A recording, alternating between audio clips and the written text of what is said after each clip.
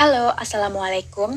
Kami dari kelompok 10, kami akan menyajikan sebuah presentasi mengenai penemuan hukum. Sebelum menjelaskan mengenai penemuan hukum, izinkan saya mengutip Undang-Undang Nomor 48 Tahun 2009 Pasal 5 Ayat 1 yang berbunyi, Hakim dan Hakim Konstitusi wajib menggali, mengikuti dan memahami nilai-nilai hukum dan rasa keadilan yang hidup dalam masyarakat. Jadi, dalam hal penegakan hukum, semua orang tentunya mencita-citakan penerapan hukum yang berlangsung sesuai dan sebagaimana seharusnya. Nah, dengan kata lain, hukum penerapannya harus berlaku sesuai dengan fakta atau peristiwa konkret dan tidak menyimpang dari hukum yang berlaku, sehingga pada akhirnya terciptalah sebuah kepastian hukum yang berkeadilan. Baiklah, sekarang saya akan menjelaskan mengenai penemuan hukum. Apa sih sebenarnya penemuan hukum itu? Nah, menurut Sudikno Martokusumo, penemuan hukum adalah proses pembentukan hukum oleh hakim atau petugas-petugas hukum lainnya yang diberi tugas melaksanakan dan menegakkan hukum terhadap peristiwa-peristiwa konkret. Peristiwa-peristiwa konkret itu harus dihubungkan atau dikaitkan dengan peraturan hukumnya agar dapat tercakup oleh peraturan hukum itu. Sebaliknya, peraturan hukum harus disesuaikan dengan peristiwa konkretnya agar dapat diterapkan. Sesuai dengan Undang-Undang Nomor 48 Tahun 2009 Pasal 10 Ayat 1 yang telah saya sebutkan di awal tadi, maka hakim haruslah mencari, menggali, mengkaji hukumnya. Hakim harus menemukan hukumnya dengan cara melakukan penemuan hukum.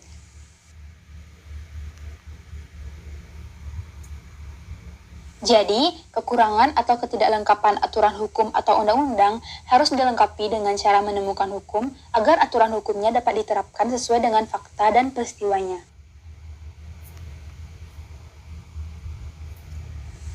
Setelah mengetahui apa sih itu penemuan hukum, maka selanjutnya kita akan membahas mengenai metode penemuan hukum. Jadi, terdapat dua metode dalam penemuan hukum. Yang pertama adalah metode interpretasi atau interpretation method. Metode ini mencari dan menetapkan pengertian atas dalil-dalil yang tercantum dalam undang-undang sesuai dengan yang dimaksud oleh pembuatnya. Yang kedua adalah metode konstruksi hukum atau penalaran, atau disebut juga dengan regeneration. Metode ini digunakan apabila tidak ditemukan ketentuan undang-undang yang secara langsung dapat diterapkan pada masalah hukum yang dihadapi, sehingga terjadinya kekosongan hukum. Nah, untuk lebih jelasnya, saya akan menjelaskan interpretation method terlebih dahulu.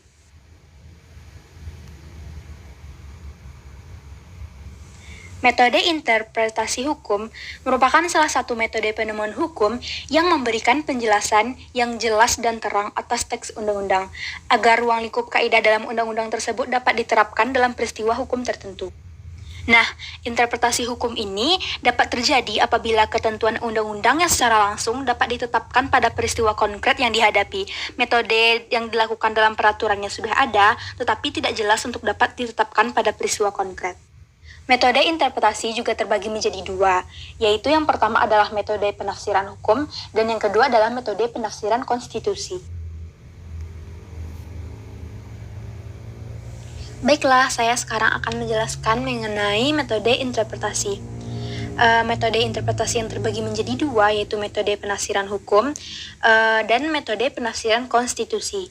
Dalam metode penafsiran hukum, terdapat metode penafsiran gramatikal, teologis atau sosiologis, sistematis atau logis, historis, komparatif, dan futuristik. Dalam metode penafsiran konstitusi, terdapat autentik, restriktif, dan ekstensif. Jadi, untuk lebih jelasnya lagi, mari kita bahas satu persatu mengenai metode penafsiran hukum. Yang pertama adalah interpretasi gramatikal. Jadi, interpretasi gramatikal ini mencoba untuk memahami suatu teks peraturan perundang-undangan yang berlaku, yang pada umumnya interpretasi gramatikal ini digunakan oleh hakim bersamaan dengan interpretasi logis, yakni memberikan makna terhadap suatu aturan hukum melalui penalaran hukum untuk diterapkan terhadap satu teks yang kurang jelas. Metode interpretasi gramatikal ini juga sering disebut dengan metode objektif. Dalam metode ini, hakim mencoba menemukan makna kata dengan menelusuri kata mana yang pembuat undang-undang gunakan dalam mengatur peristiwa tersebut. Selanjutnya adalah metode interpretasi historis. Jadi, metode interpretasi historis adalah metode penafsiran dengan meneliti sejarah terjadinya, baik sejarah hukumnya maupun sejarah terjadinya undang-undang. Interpretasi menurut sejarah undang-undang, yakni mencari maksud dari peraturan perundang-undangan itu seperti apa yang dilihat oleh pembuat undang-undang ketika undang-undang tersebut dibentuk. Nah, selanjutnya ada interpretasi teleologis. Jadi, interpretasi teleologis adalah penafsiran terhadap undang-undang sesuai dengan tujuan pembentukannya.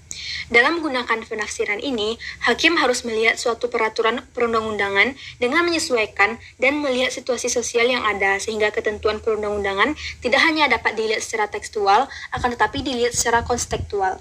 Selanjutnya, ada metode interpretasi futuristik. Interpretasi futuristik adalah penjelasan ketentuan undang-undang yang belum mempunyai kekuatan hukum. Nah, dengan bahasa lain, interpretasi futuristik merupakan metode penemuan hukum yang bersifat antisipatif, yakni menjelaskan peraturan perundang-undangan yang berlaku sekarang atau ius constitutum dengan berpedoman pada ketentuan perundang-undangan yang akan datang atau ius constituendum. Oke, next adalah interpretasi sistematis. Interpretasi sistematis merupakan terjadinya suatu undang-undang selalu berkaitan dan berhubungan dengan peraturan perundang-undangan yang lain, dan tidak ada undang-undang yang berdiri sendiri lepas sama sekali dari keseluruhan perundang-undangan. Metode ini merupakan metode yang menafsirkan undang-undang sebagai bagian dari keseluruhan sistem perundang-undangan dengan jalan menghubungkannya dengan undang-undang lain. Nah, kita masuk ke metode yang terakhir nih dari metode penafsiran hukum, yaitu interpretasi komparatif. Interpretasi komparatif adalah metode membandingkan antara berbagai sistem hukum.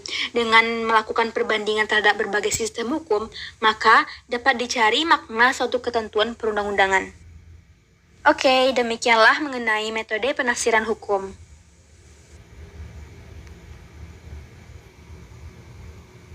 Nah, tadi kan kita udah bahas nih mengenai metode penafsiran hukum. Ada gramatikal, historis, teleologis, futuristik, sistematis, dan komparatif. Sekarang giliran kita membahas mengenai metode penafsiran konstitusi. Dalam metode penafsiran konstitusi, terdapat 3 cabang, yaitu autentik, restriktif, dan ekstensif. Yang pertama adalah kita bahas autentik dulu. Interpretasi autentik merupakan metode penafsiran yang dilakukan dengan melihat arti dari istilah yang dimuat dalam sebuah undang-undang itu sendiri. Oleh karena itu, interpretasi ini disebut dengan interpretasi resmi. Dalam metode ini, hakim dilarang menafsirkan selain apa yang telah ditentukan pengertiannya dalam ketentuan peraturan perundang-undangan.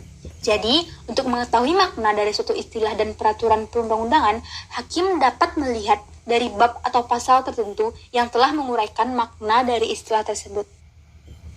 Yang kedua adalah interpretasi. Jadi, interpretasi restriktif adalah metode interpretasi yang sifatnya membatasi atau mempersempit makna dari suatu aturan. Oke. Resmi, dalam metode ini, hakim dilarang menafsirkan selain apa yang telah ditentukan pengertiannya dalam ketentuan peraturan perundang-undangan.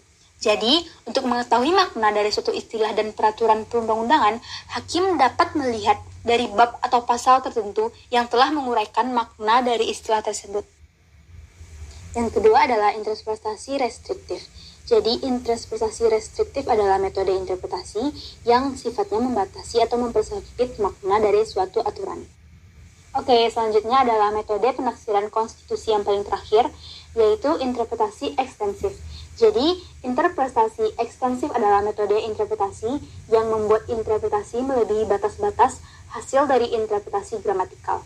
Interpretasi ini digunakan dalam menjelaskan suatu ketentuan undang-undang dengan melampaui batas yang diberikan oleh interpretasi gramatikal. Wah, udah selesai aja nih kita bahas mengenai metode interpretasi. Yang kita juga udah bahas mengenai pembagiannya, yaitu metode penafsiran hukum dan metode penafsiran konstitusi. Interpretasi melebihi batas-batas hasil dari interpretasi gramatikal. Interpretasi ini digunakan dalam menjelaskan suatu ketentuan undang-undang dengan melampaui batas yang diberikan oleh interpretasi gramatikal. Wah, udah selesai aja nih kita bahas mengenai metode interpretasi. Yang kita juga udah bahas mengenai pembagiannya, yaitu metode penafsiran hukum dan metode penafsiran konstitusi. Nah, selanjutnya kita bahas mengenai macam-macam metode penemuan hukum yang kedua, yaitu metode konstruksi hukum atau penalaran. Konstruksi hukum. Konstruksi hukum dilakukan apabila tidak ditemukan ketentuan undang-undang yang secara langsung dapat diterapkan kepada kasus yang dihadapi, atau dalam peraturannya memang tidak ada atau terjadinya kekosongan hukum yang disebut juga dengan Recht vacuum atau kekosongan undang-undang Wet vacuum. Dalam hal terjadi kekosongan hukum atau kekosongan undang-undang inilah hakim menggunakan penalaran logisnya untuk mengembangkan lebih lanjut teks undang-undang. Metode inilah yang dimaksud dengan konstruksi hukum. Metode konstruksi hukum yang biasa digunakan oleh hakim meliputi argumentum per analogium atau analogi kias, argumentum a contrario, dan penyempitan pengkonkretan hukum. Setelah tadi membahas konstruksi hukum, nah kita juga harus bahas nih mengenai metode konstruksi hukum yang biasa digunakan oleh hakim. Kan ada 3 nih. Yang pertama adalah argumentum per analogium. Jadi argumentum per analogium merupakan metode penemuan hukum dengan cara hakim mencari esensi yang lebih umum dari sebuah peristiwa hukum atau perbuatan hukum baik yang telah diatur oleh undang-undang maupun yang belum ada peraturannya. Dengan peraturan hukum melalui analogi ini, sebuah peraturan yang bersifat khusus dijadikan umum yang tidak tertulis dalam sebuah undang-undang. Metode penemuan hukum dengan analogi sudah sering digunakan dalam perkara perdata.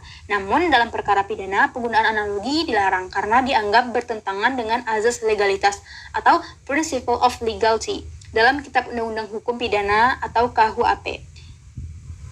Analogi merupakan metode penemuan hukum ketika hukumnya tidak lengkap atau tidak ada yang mengatur sehingga perlu penciptaan hukum baru, bukan penafsiran. Kita lanjut ke metode argumentum a contrario.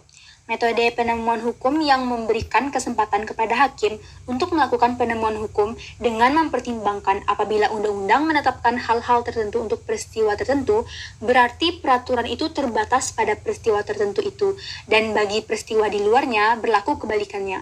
Metode argumentum a contrario memberikan kesempatan kepada hakim untuk mempertimbangkan bahwa apabila undang-undang mempertimbangkan hal-hal tertentu untuk peristiwa tertentu dan untuk peristiwa di luar itu berlaku sebaliknya.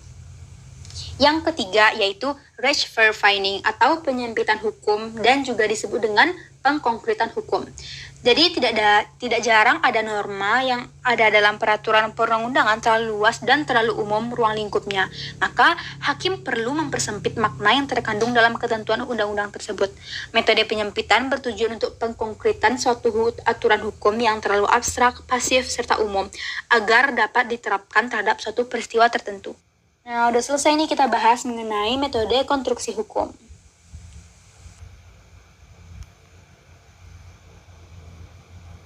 Oke, karena materi kita mengenai metode penemuan hukum memiliki banyak bagian dan tentunya akan sedikit membingungkan untuk memahaminya, maka kami telah menyajikan sebuah bagan agar teman-teman dapat memudahkan teman-teman untuk memahami lebih dalam lagi.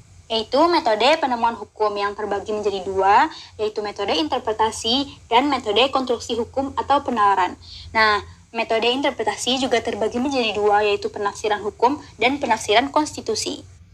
Untuk metode penafsiran hukum terbagi menjadi 6, yaitu gramatikal, historis, teleologis, futuristik, sistematis, dan komparatif. Dan untuk metode penafsiran konstitusi terbagi menjadi 3, yaitu autentik, restriktif, dan ekstensif. Lalu, metode konstruksi hukum atau penalaran terbagi menjadi 3, yaitu argumentum per analogium, argumentum a contrario, dan Rechtsverfeining.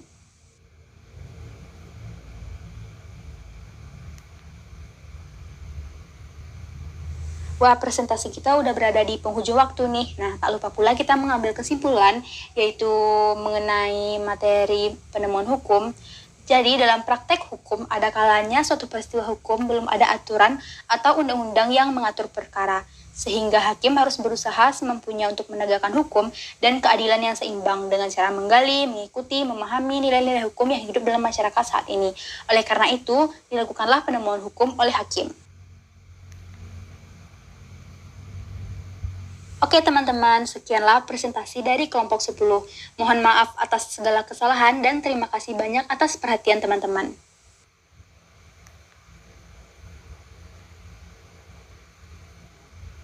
Anggota dari kelompok 10 yang pertama adalah Alif Rahman Aulia yang bertugas sebagai penyusun makalah, Hana Aurelia yang bertugas sebagai penyusun makalah, M. Akil Adli yang bertugas sebagai penyusun makalah, lalu Nurul Qaryati Fadila yaitu saya sendiri sebagai penyusun PowerPoint dan presentasi, dan yang terakhir adalah Poppy Friday Afni sebagai penyusun PowerPoint dan presentasi.